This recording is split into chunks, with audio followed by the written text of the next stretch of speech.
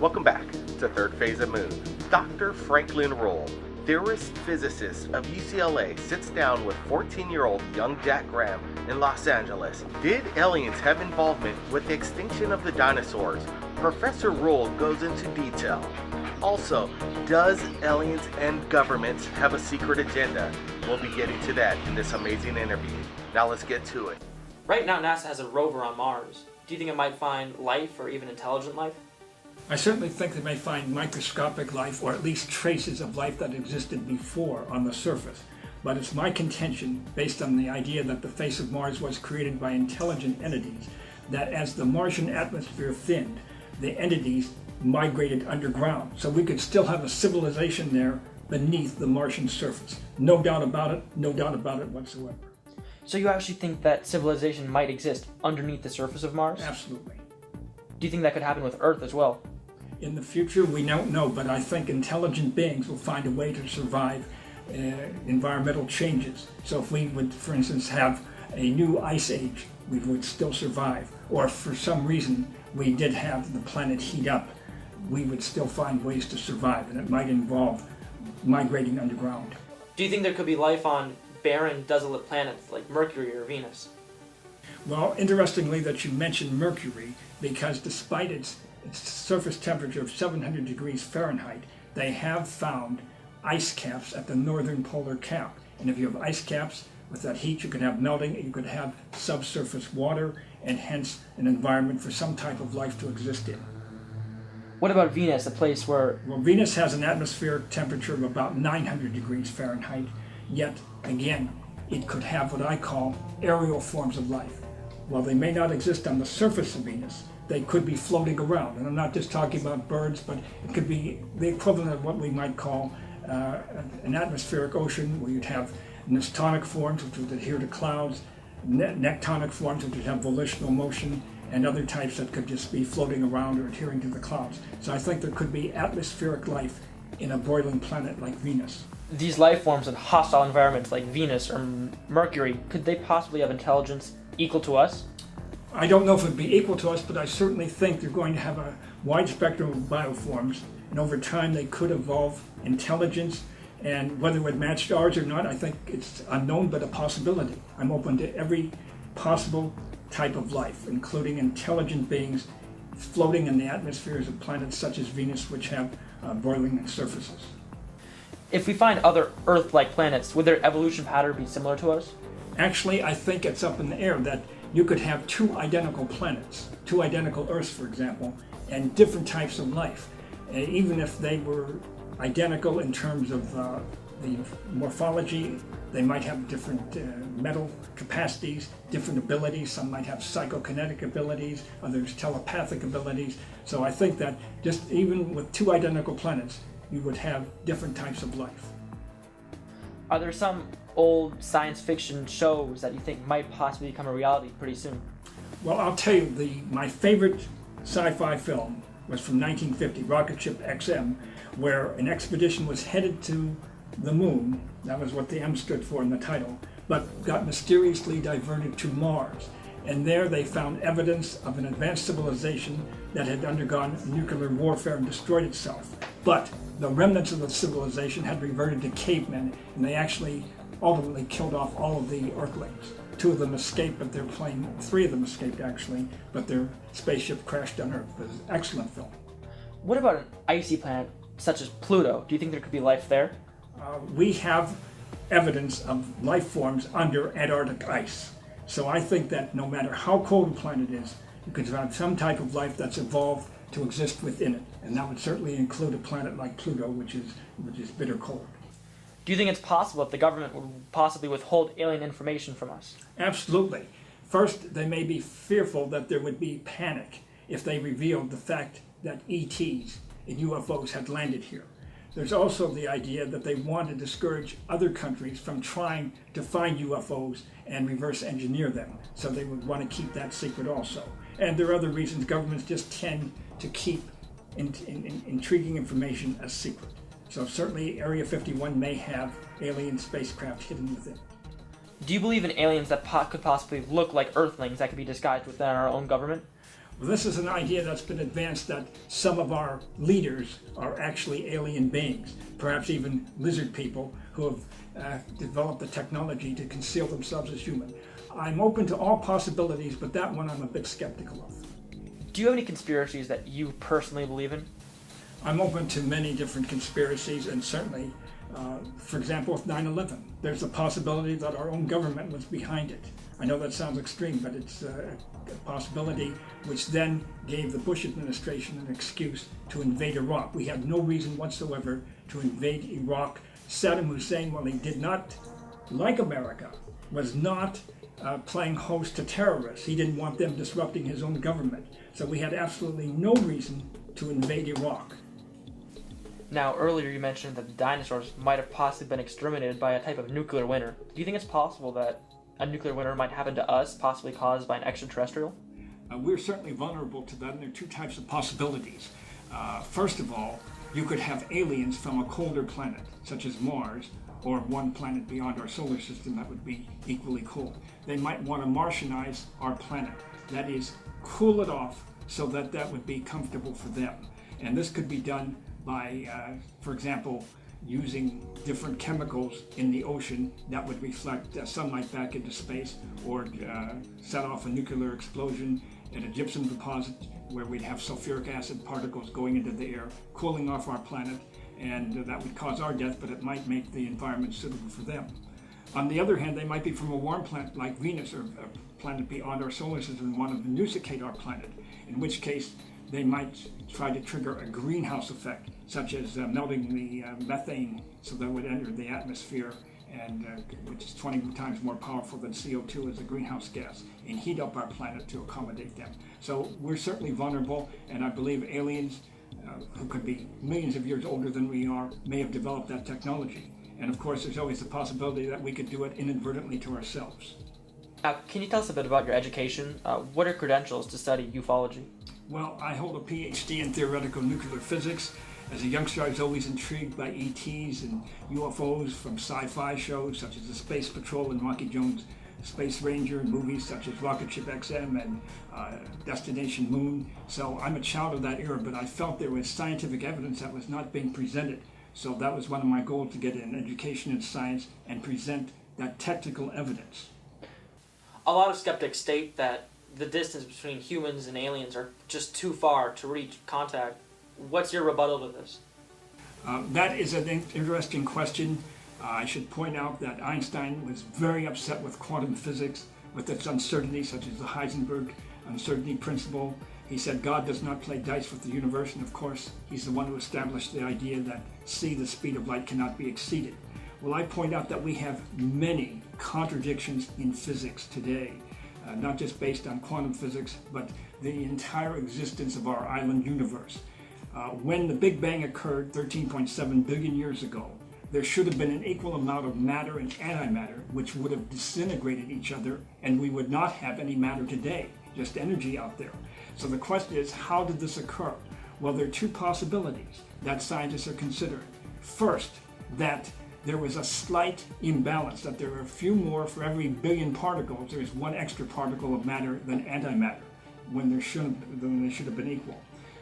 Another possibility is that even though particles and antiparticles should be the exact mirror image of each other, they are not, that the half-life of antiparticles may be slightly shorter, and that's why we had an abundance of matter that created our universe. So the existence of our universe argues for the possibility of what we consider basic physics principles being violated. So the idea that the speed of light is insurmountable, I think, is proved not true by this, that aliens with advanced technology may well have found a way to exceed the speed of light and travel at what we call superluminal velocities. Now, I know it's extremely complicated to get into, but what are the type of technology do you think that aliens might use to perhaps visit us? There are many possibilities as far as what they could use. First, we talk about anti-gravity fields. We have toyed with that in some labs. We haven't been able to develop it yet. But again, scientists that are 1,000, 10,000, or a million years older than we are certainly may have developed that technology. Another is using magnetic drives. And then there could be other propulsion systems we can't even conceive of, because we talk about having nuclear fission or nuclear fusion powering ships. But there may be concepts we don't know about yet. But certainly the idea that they may travel vast distances at superluminal velocities, I think is within the realm of feasibility based on the time that they've had, billions of years to develop the technology, plus the fact that we do have these violations of physics principles, such as what we call CP, or charged particle violations. So anything is within the realm of feasibility that we can conceive of. Now, what are some of the more modern inventions of science do you think that could possibly give us a view to the future about how our humanity might evolve and eventually branch out into the universe? Well, first of all, with our computer technology, which is still accelerating at a fantastic rate, I think that that's going to allow us to actually chart the future in many ways and predict what can happen, and also come up and give us new ideas for new concepts in science. So certainly anything that we can conceive of, I think, is within the realm of feasibility. Today's science fiction often becomes tomorrow's science fact. Have you ever seen a UFO before? On just one case. This was, a friend of mine and I were just leaving, having taped a segment of Weird TV. I looked up and saw in the sky what appeared to be a diamond-shaped UFO. It had 4 brilliant lights. I said, Todd, look at that. By the time he looked up, it already had vanished. Now, the diamond shape is a lesser-known type of UFO. We have, of course, the saucer shape and cigar shape, which are the predominant shapes that are observed. But there are a few cases of diamond-shaped UFOs. Now, this might have been a plane. I've been to the LAX watching planes take off to see if I could find a comparable sighting. Some are similar but not exact. So all I'm saying, it's a possibility, because it moved so fast and had the lights, 4 lights, and had the shape that's been described by other UFO witnesses. But I'm not willing to stake my reputation that absolutely there's a UFO. It's a possibility. And of course, I've often wondered, if I saw a UFO actually land, would I go up and greet the ETs, or when it came to a reality, I might be the first to run away from it. So I don't know. I hope I have that chance to find out. Now, with all the UFO reportings, clearly, if some of them are true, the government would know about it. Do you think the government actively involves with ETs? Well, we have many reports of UFOs having been captured by our government, and then, such as at Area 51, we're reverse engineering the technology. That may have been the basis for our stealth aircraft. I'm certainly open to that. I did cover Area 51 for a current affair for their 50th anniversary. I interviewed both skeptics and believers. I'm certainly open to the idea that downed UFOs have been captured and that we've engaged in reverse engineering. What are some of the common arguments that skeptics use, and how do you rebut them? Well, the skeptics, first of all, present the argument that the distances, the interstellar distances, for example, are so vast that it would take too long for spacecraft to travel here from another planet. But I again point out that they may have conquered the speed of light, exceeded it with superluminal velocities, and could be exploring our planet as well as others. After all, we have a space program. Unfortunately, it's been derailed due to economic considerations. If we had continued with our space program, with our lunar projects, as you may know, the Apollos 18, 19, and 20 were canceled. What happened was the Soviet Union actually jump-started our space program with their program, and getting Yuri Gagarin, the first man into space. And we then, under Warner von Braun, exceeded them, put them to shame actually, and because they began to fall out of the race, and one problem was that their space director, their equivalent of Warner von Braun, fell into political disfavor and mysteriously died. And that caused the collapse of their space program. They no longer offered a challenge, so we myopically canceled the Apollos 18, 19, and 20 in our space program, reverted to our space program, space station, and orbiting the Earth.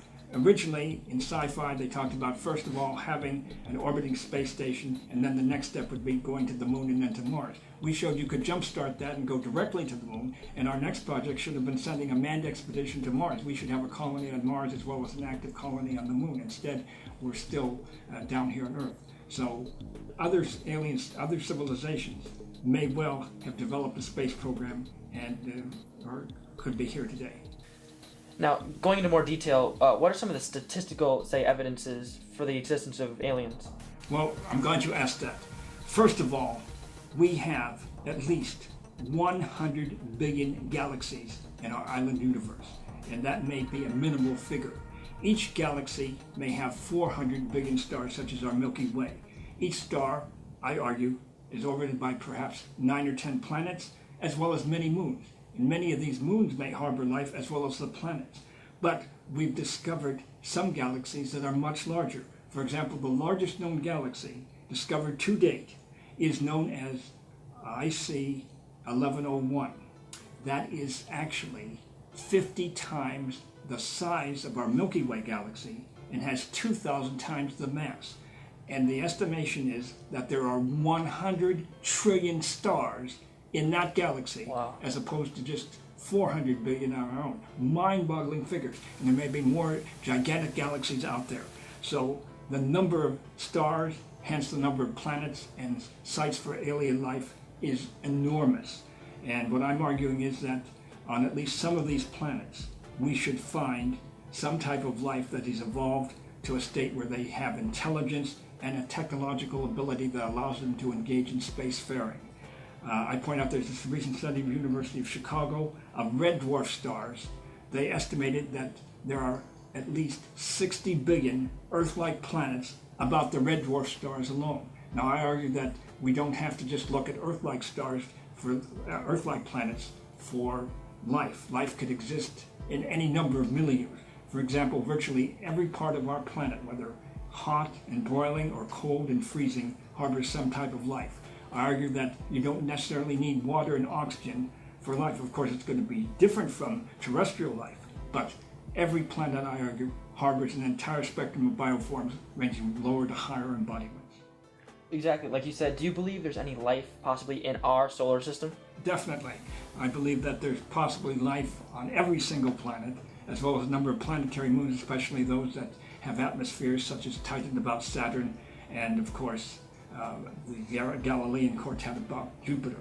That we should expect to find life on even small moons, as long as there's some type of atmosphere, and of course if there's a possibility of ice, then beneath that ice, there could be liquid water and some type of embodiments and some type of entities. So I'm arguing that we should expect to find life on every planet in the solar system.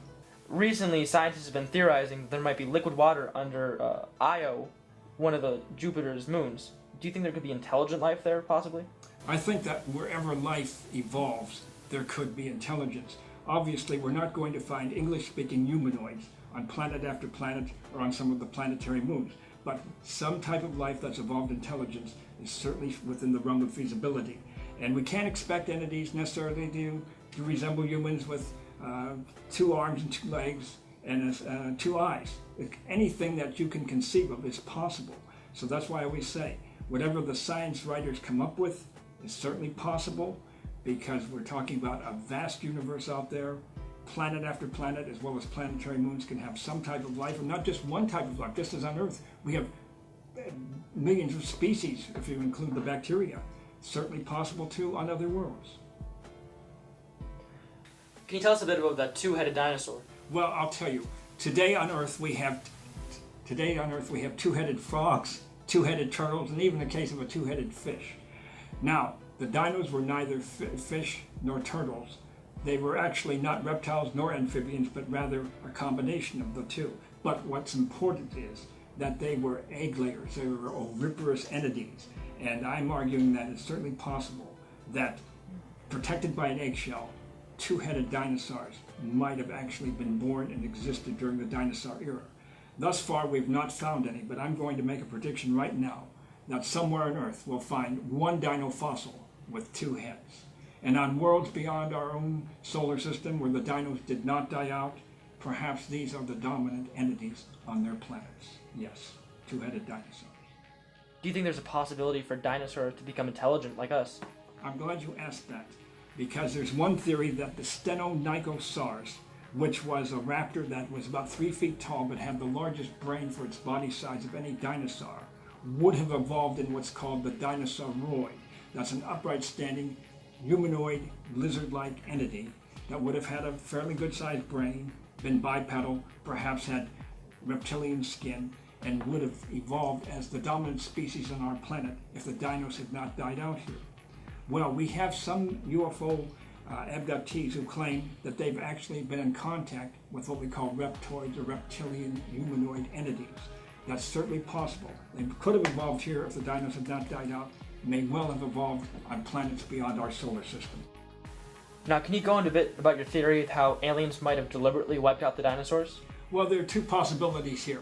One, which I'm skeptical about, but I'm saying is a possibility, is that they might have actually been alien big game hunters who are destroying the dinosaurs, came to Earth just to hunt down dinosaurs. Just as we go, for example, on safari to Africa and hunt down African animals there.